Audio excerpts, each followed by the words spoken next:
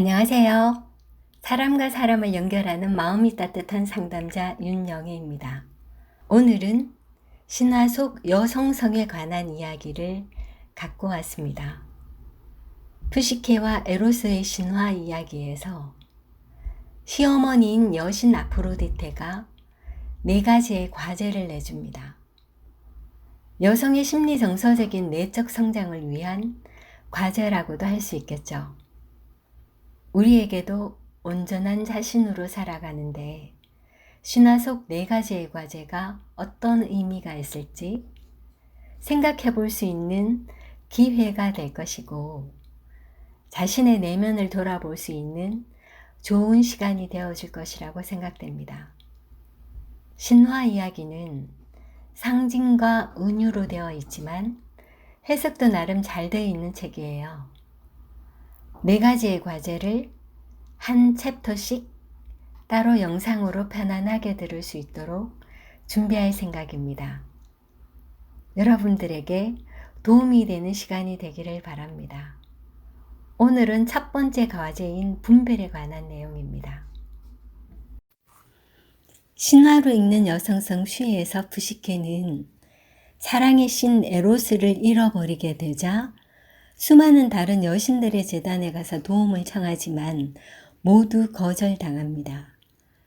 푸시케는 자기에게 주어진 길을 혼자 걸어야 하는데 아프로디테만이 그녀가 겪는 모든 어려움을 풀어낼 열쇠를 가지고 있다라는 것을 알고 아프로디테에게 찾아가야만 한다는 사실을 깨닫게 됩니다.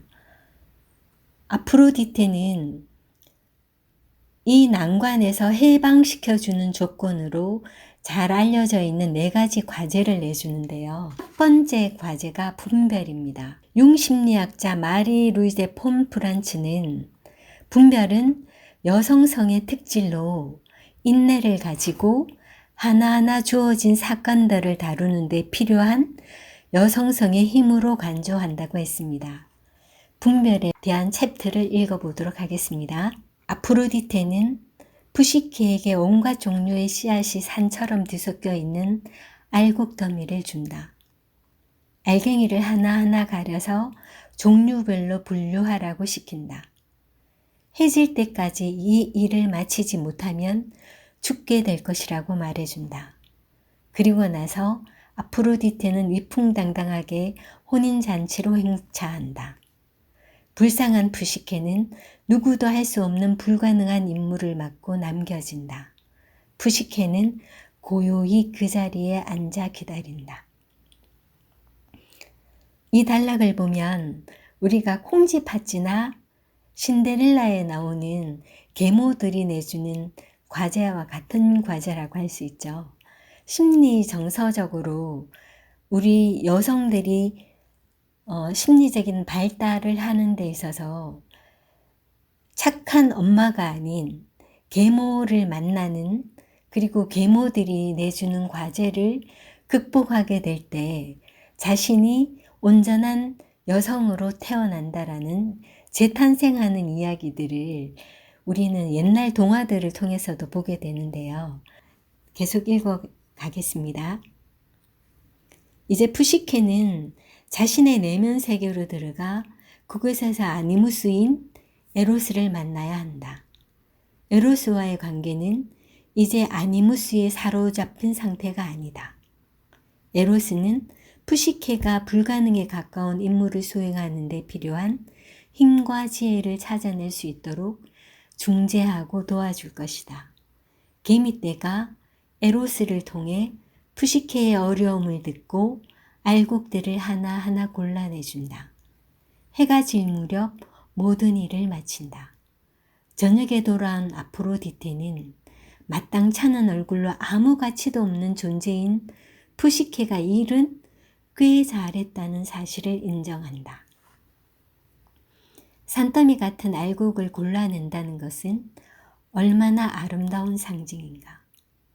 실제 여성은 가정에서 일어나는 수많은 문제들을 혼란스러운 상황에서도 해결해 나가야 한다.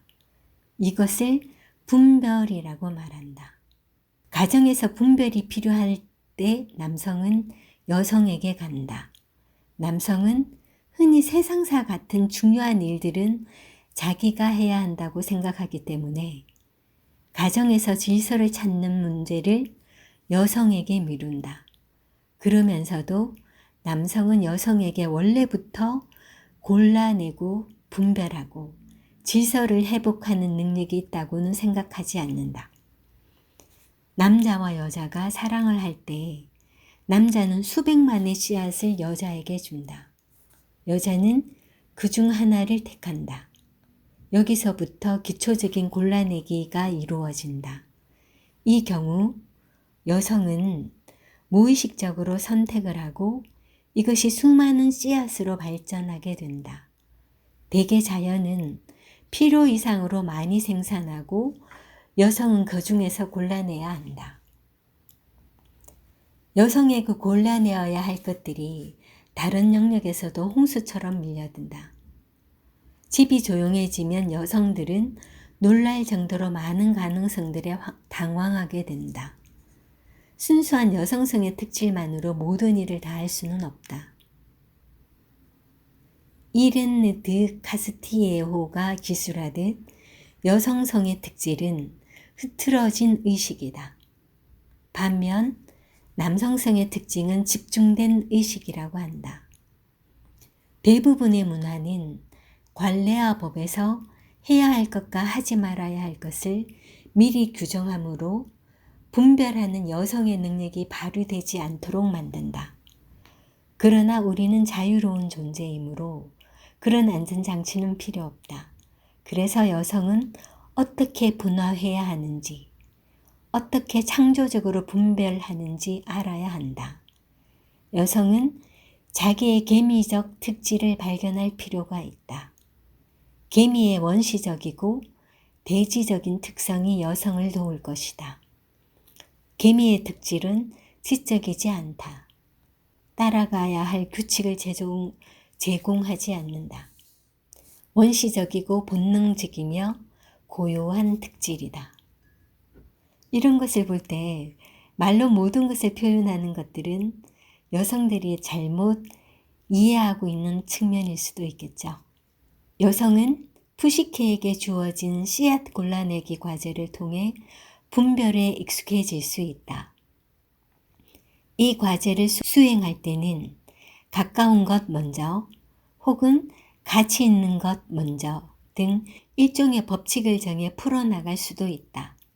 원시적이고 단순한 방식으로 어마어마한 난관을 헤쳐나갈 수 있다. 씨앗을 골라내는 특질은 여성 내면의 남성성인 아니무스의 메아리다.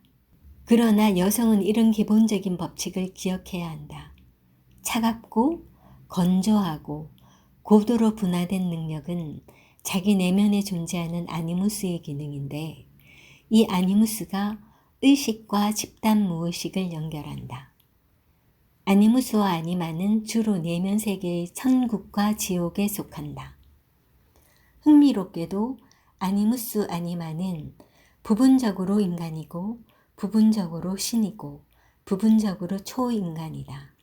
이것이 바로 아니무스 아니마가 의식과 집단 무의식 사이에서 우수한 중재자가 되는 이유이다. 아니마 아니무스는 두 세계에 한 발씩 딛고 있다. 그들의 중요한 기능은 의식의 확장을 위해 내면의 영성적 안내자가 되는 것이다. 우리는 아니무스를 평가절하하는 경향이 있다. 가끔 아니무스가 바람직하지 못한 방식으로 표현되기 때문이다. 아니무스가 내면 세계가 아닌 외부 세계에 무의식적으로 노출되는 경우는 대개 골칫거리로 등장한다. 그러나 아니무스가 내적으로 작용하면 영성적인 삶의 열쇠가 된다. 개개인으로 우리와 우리 내면의 위대한 하나, 신성 혹은 집단 무의식과 관계를 맺는 중요한 역할을 한다. 원래 아니무스는 이곳에 속해 있다. 오늘날 분별을 위한 기본적인 태도에 문제가 있다고 생각한다. 예를 들어 여성은 가족을 위해 골라내는 역할을 거부한다. 그러나 여성의 발전을 위해서는 분별의 능력을 길러야 한다. 성급한 얘기일 수 있지만 여성은 자기에게 속한 것 외에는 분별해서는 안 된다. 사실 집 밖에서는 여성에게 객관적인 사실을 분별할 기회가 많이 주어지지 않는다. 아마존형의 여성이나 사업을 하는 여성들은 분별의 지혜로 자기 일들에 대처할 수 있다. 이런 여성은 고도로 발달한 개미의 특질을 가지고 있고 외부 세계에 자신의 남성적 특질을 충분히 활용할 수 있다.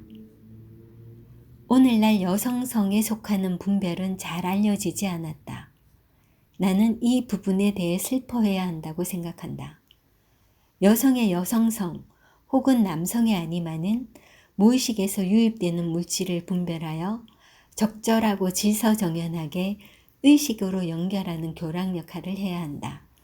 이것은 우리 문화에서 간과해온 위대한 여성성의 기능이다. 남성이든 여성이든 의식 중에 남성성에 속하는 요소는 주로 외부 세계를 다루고 있다. 반대로 여성성에 속하는 부분은 주로 내면 세계를 다룬다. 아주 아름다운 결혼 상대자를 상상해보자. 남성과 여성이 등을 맞대고 서 있다. 남성의 몸은 대부분 집 안에 들어와 있지만 그는 바깥 세계를 바라본다. 여성의 몸도 집 안에 훨씬 많이 들어와 있다. 그리고 내면 세계를 응시하고 있다. 이 상황은 정적이지 않다. 이들은 각자 자신의 전일성을 향해 나아가려 한다. 전일성의 이미지로 완전히 야누스 얼굴을 한 인물이 내면 세계와 바깥 세계를 동시에 바라보고 있다. 교차하는 두 원을 예로 이상적인 여성과 남성의 관계를 상상해 볼 수 있다. 두 원은 초기의 심리학적 발달 단계에서는 거의 겹쳐지지 않는다. 남성은 바깥 세계에서 가족과 관계하며 보호하고 여성은 내면 세계에서 가족과 관계를 맺고 보호한다.